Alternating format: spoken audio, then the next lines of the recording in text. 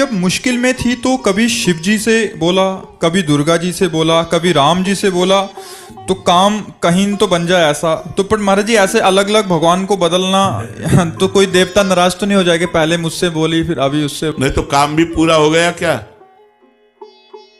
काम तो नहीं हुआ महाराज जी। कैसे हो जाए? शिव जी को पुकारा तो देखने लगे, पहले को दूसरे को पुकारा तो शिव जी ने देखा वो दूसरे के पास जा। देखो हम एक आपको उदाहरण बताते हैं, अगर एक कुत्ता इस दरवाजे में पड़ा रहे कहीं जाए ना, तो उसका ना जाना हमको इतना प्रेरित करेगा कि वो एक दिन भूखा भले रह जाए, दूसरे दिन से भूखा नहीं रहेगा। रोज दरवाजे पर निकलने पर जब हमको पता चलेगा कि ये कहीं किसी के दरवाजे नहीं जाता, केवल मेरे ही दरवाजे पे पड़ा रहता है, तो उसका पड़ा रहना हमारे ऊपर भारी हो जाएगा और हमारा कर्तव्य बन जाएगा कि यार इसको रोटी दे दो। जब कहीं जाता, और अगर ये पता है 4 दरवाजे पे जाता है तो भूखा रह जाएगा, क्योंकि वो समझेगा उनके दरवाजे में मिल गया होगा, वो समझेगा उनके दरवाजे में मिल गया होगा। तो इसीलिए हमको भगवान की अनन्य भक्ति करना चाहिए। किसी एक भगवान को पकड़ लो, भगवान बहुत नहीं, तत्व में एक ही भगवान है, अवतार में, रूप में, लीला में अनेक रूप धारण किए हुए हैं, और ये सब संसार रूप भी भगवान ही है। तो हमें एक रूप भगवान का पकड़ना चाहिए, कि जैसे गोस्वामी तुलसीदास जी कहते, बने तो रघुवर ते बने और बिगड़े तो भरपूर, तुलसी औरन ते बने ता बनवे पे धूप।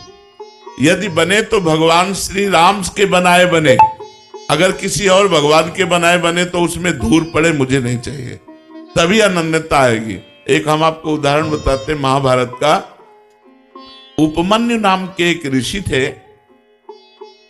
उनके पिता, पहले ऋषि मुनि सब जंगल में वास करते थे गृहस्थ होते हुए भी, तो वो कभी किसी से दान नहीं लेते थे। तो एक दिन उपमन्यु जी उस ऋषि के घर गए बालकों के साथ खेलते हुए, जिनके जजमान थे, तो वहां उनको सुंदर दूध पीने को मिला, जो कभी जीवन में नहीं मिला था, क्योंकि जंगली फल मूल से गुजारा करने वाले ऋषि थे। उपमन्यु जी ने अपनी मां को आके कहा, मुझे दूध दीजिए जैसा मैंने उनके घर में पिया। तो उनका, तुम्हारे पिता किसी जजमान का दान नहीं लेते, इसलिए हमारे पास न गाय है, न सुविधा है, न दूध दे सकते हम आपको। वो हट कर लिए, तो एक जंगली चावल होता है, उसको पीस करके उन्होंने पानी में पिलाया कि लो। तो उनका, नहीं ये दूध नहीं है। तो उनका, अगर तुम्हें दुग्ध ही पान करना है तो भगवान शंकर की आराधना कर, बड़े आवेश में कहा, और जो चाहेगा तुझे प्राप्त होगा। तो उनका, माँ फिर मुझे आराधना का नियम बताओ। तो उन्होंने नियम बताया और पंचाक्षरी मंत्र उनको दिया। वो 10,000 वर्ष तक दाहिने पैर के अंगूठे केवल खड़े होकर पंचाक्षरी मंत्र हाथ उठा के जपते रहे 10,000 वर्ष तक। भगवान शिव प्रसन्न हो गए। बहुत, वैसे तो आशुतोष है और धरदानी बड़े शीघ्र प्रसन्न होने वाले। अब उन्होंने परीक्षा ली, इष्ट परीक्षा भी लेता है, उन्होंने परीक्षा ली। वो देवराज इंद्र बन गए और नंदिकेश्वर एरावत हाथी बन गए, और जितने शिव पार्षद थे वो सब देवता बन गए, और अंबा जी, भगवती पार्वती जी इंद्राणी बन गई। और उनका वरम ब्रूह, नेत्र खोलो और वरदान मांगो। उन्होंने नेत्र खोला, देखा ये तो देवराज इंद्र का समाज, उनका जो तुम्हारी इच्छा वो मांग लो।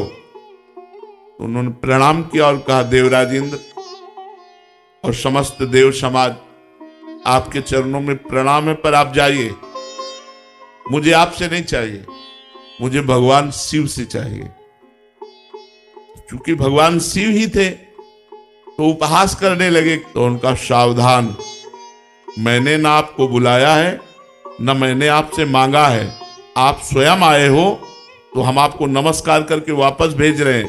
पर यदि आप हमारे इष्ट की निंदा करेंगे तो आप ऐसा ना समझिए, हमारे इष्ट के मंत्र में इतनी ताकत है कि मैं एरावत सहित तुम्हें अभी भस्म कर दूंगा। अब चूंकि भगवान शिव थे तो डरने वाले तो थे नहीं, फिर उपहास करने लगे शिव का। तो एक अघोर मंत्र है भगवान शिव का। हम लोग जब संन्यास मार्ग में थे तो उस मंत्र का परिचय हमें प्राप्त है। अगर ये सिद्ध हो जाए तो जो चाहे वो सो कर सकता है। तो उन्होंने तुरंत हाथ में जल लिया। जो ही अघोर मंत्र का संधान किया तो नंदिकेश्वर प्रकट हो गए और उस जल को रोक लिया और कहा, इष्ट मंत्र से इष्ट पर प्रहार करते हो। तब देखा तो भगवान शंकर, पार्वती और समस्त पार्षदगण तो उनका त्राहिमाम शरणागत वत्सल भगवान शिव रक्षा करो। हमने तो देवराज इंद्र समझकर प्रहार किया। बोले नहीं वत्स, मैं तुम्हारी परीक्षा लेने आया था कि देखें तुम एक निष्ठ हो या केवल अपनी चाह पूर्ति करने वाले, जैसे आपने प्रश्न किया। अब बोलो क्या चाहते हो। तो उनका जो हमारी कामना थी उसकी पूर्ति होनी चाहिए। तो उनका क्षीर समुद्र से, जिसमें भगवान शयन करते हैं, उस क्षीर समुद्र से रोज तुम्हें दुग्ध आएगा। और अजरश्चैव अमरश्चैव, और जब तुम हमें याद करोगे मैं प्रकट हो जाऊंगा। तो अनन्य निष्ठा से ही वस्तु की प्राप्ति होती है। ये जो कि लक्ष्मी जी से बना तो बना, नहीं तो पार्वती जी से बना तो बना, फिर भद्रकाली से बना, कि कोई ना कोई तो सुन ही लेगा, कभी तो कोई नहीं सुनेगा। मर जी हमारी स्थिति ऐसी है कि जैसे आपसे राधा नाम सुना कि एक केवल राधा नाम जपिए और सारी बात बन जाएगी, तो राधा। कहीं हनुमान जी का सुना कि ये मतलब भूत प्रेत निकटना है, फिर शिव जी का सुना कि जल चढ़ाओ तो ऐसा उसकी एक देखो तत्व एक है तो एक से ही काम बन जाएगा। जब तक एक में नहीं लगोगे तब तक आध्यात्मिक उन्नति नहीं होगी। आप ये पक्का समझ लीजिए। एक भरोसो, एक बल, एक आस विश्वास, एक राम घनश्याम हित, चातक तुलसीदास। एक जगह कहीं लग जाओ, एक जगह लग जाओ। अगर आप राधा राधा कहते हो तो सारे विघ्नों की शांति और समस्त कामनाओं की पूर्ति हो जाएगी। चुपचाप लगो। अगर आप राम राम कहते हो तो वैसे ही लाभ प्राप्त होगा। आप शिव शिव कहते हो तो वैसे ही लाभ प्राप्त होगा।